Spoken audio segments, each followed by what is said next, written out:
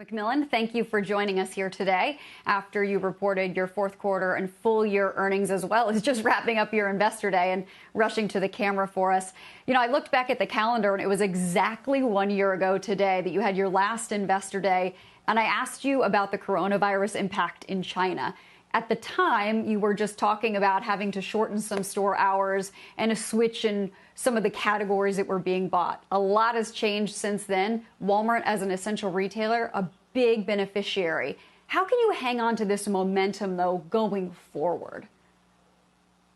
Hi, Courtney. Well, first of all, I want to say thank you to our associates. You're right. We didn't know everything that was going to happen in 2020, and they did such a great job of serving and reacting, adapting.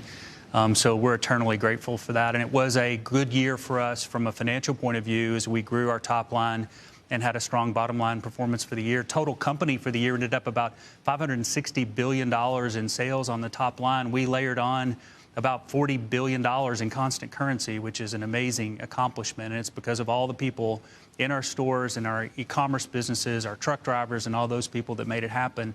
The way that you maintain and grow a business in retail is by serving customers, and in case of Sam's Club, our members. And so our focus is on doing just that. And some of the decisions that we announced today are aimed at, in the mid to long term, being able to do that in an even better way. Today we announced an increase in U.S. wages with over 400,000 associates seeing an increase, and also increased our capital plan for this year in front of us so that we can invest in some automation in our distribution centers, fulfillment centers, and in some market fulfillment centers so that we can do an even better job of serving customers with pickup and delivery. So you mentioned the wage increase, now that it will take your average wage to $15 an hour, but that still leaves, I believe from your investor day, you said about half of the associates that are going to be below that. What would happen if the federal government did, in fact, mandate a $15 an hour minimum wage across the board? That would have to be material to Walmart's 700,000 plus employees that would fall into that category.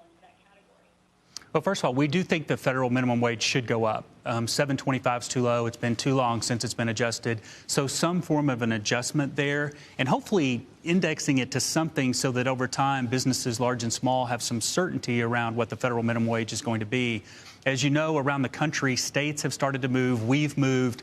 Our starting wage rate is up 50% since 2015. But our focus today with this announcement is that we want to increase wages for some key roles in our business and for associates with more tenure.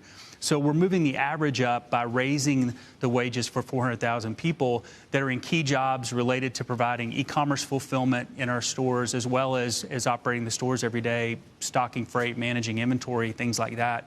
So our minimum wage rate, I think, in Walmart will continue to go up over time, and I think our past history reflects that point.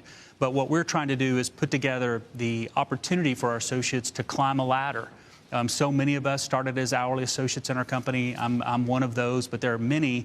And so the way we think about it is, regardless of where you start in the company, what is the step-by-step opportunity that you have to become a store manager or to move into our home office or have a job like mine?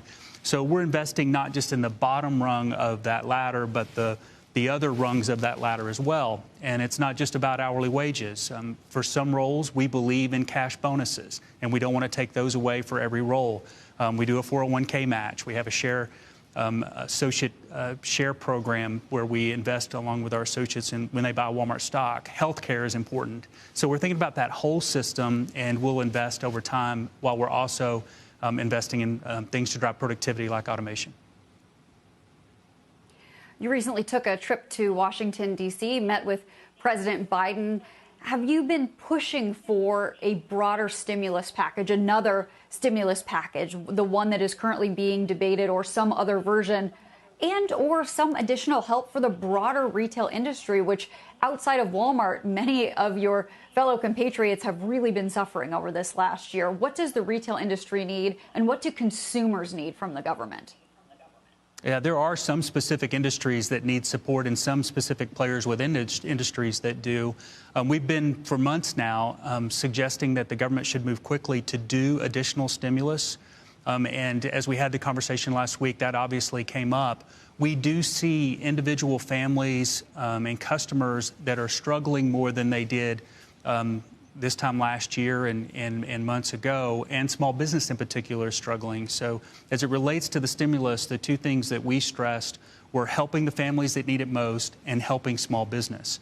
The amount of that, Congress, the administration are going to have to figure out. But we can see in our customer behavior that some customers, as they receive this most recent stimulus, are spending it more on basics, more on private brands, smaller pack sizes, things like that, as opposed to some of the stimulus dollars that came out earlier last year that were spent more like tax rebate checks, where people were buying televisions and things to entertain themselves at home. There's a bit of a mix shift now, and we think it reflects the fact that customers out there do need some help.